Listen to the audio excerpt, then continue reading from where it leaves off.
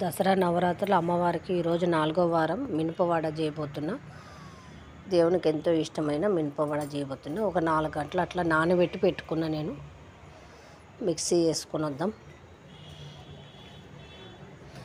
కొంచెం ఉప్పు వేసుకుందాం, సరిపడా ఉప్పు వేసుకోవాలి, ఎంత కావాలో అంత. ఒక బౌల్లోకి తీసుకుందాము. ఉల్లిపాయలు పచ్చిమిరపకాయలు ఏమి వేయకూడదు దేవునికి పెట్టడానికి, అట్లనే చేయాలి. కాబట్టి ఒక 5-6 వడలు చేసి దేవునికి నైవేద్యం పెట్టినాక ఉల్లిపాయలు పచ్చిమిరపకాయలు మీ ఇష్టం వేసుకోవచ్చు. నూనె కాగింది. ఇప్పుడు చిన్న చిన్నగా వడలు వేసుకుందాం.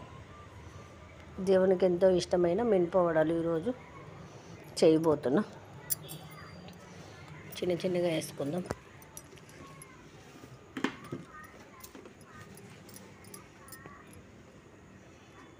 పెద్దగా కావాలంటే పెద్దగా వేసుకోవచ్చు, చిన్నగా కావాలంటే చిన్నగా వేసుకోవచ్చు. ఒక 10 నిమిషాలు అట్లనే పెట్టాలి, కలపకూడదు. కింద అడుగున అంటుకుంటుంది, విడిగిపోతుంది మళ్ళీ. అందుకని అట్లనే పెట్టాలి. ఒక 5 నిమిషాలు కలుపుకోవాలి. ఇప్పుడు మంచిగా కలర్ రావాలి.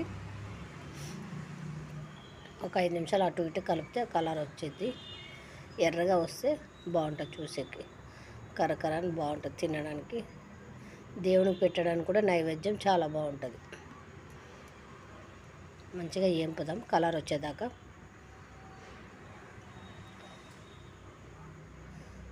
తర్వాత వేసుకోవచ్చు పచ్చిమిరపకాయలు, ఉల్లిపాయలు అన్నీ వేసుకోవచ్చు.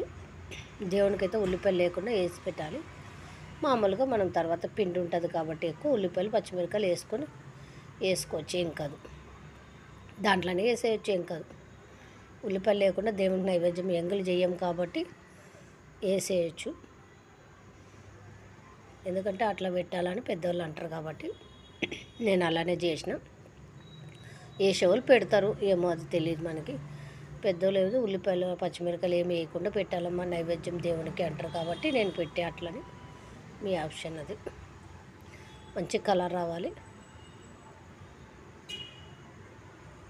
ఎర్రగా రావాలి, అప్పుడు బాగుంటుంది. మంచిగా కలర్ వచ్చింది. ప్లేట్లోకి తీసుకుందాం.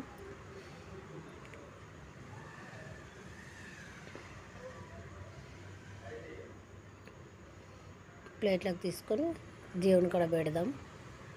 ప్లేట్లో అలంకరించుకొని దేవుని కాడ పెడదాము. ఎంతో ఇష్టమైన మినపవడ దేవునికి, అమ్మవారికి చాలా ప్రీతికరమైన. మీరు కూడా ఎలా ఉందో ట్రై చేసి కామెంట్ బాక్స్లో కామెంట్ చేసి లైక్ చేయండి. థ్యాంక్ యూ అండి.